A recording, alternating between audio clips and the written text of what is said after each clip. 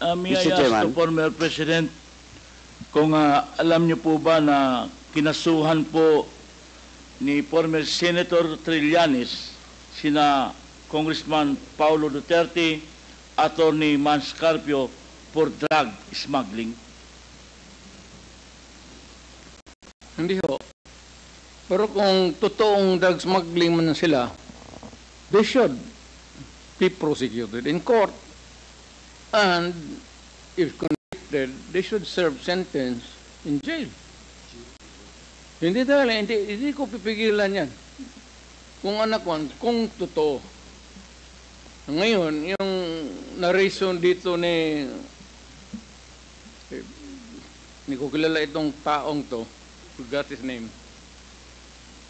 Your Honor, if there is an iota of truth,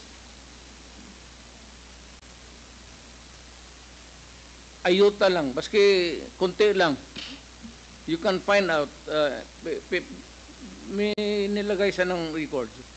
Now, I'm willing to execute an affidavit or kayo na lang to summon the banks pursuant to my waiver. Kung may totoo lang baski isa, I will hang myself in front of you. You can summon, I will sign a waiver, all banks, pati yung World Bank ng Amerika.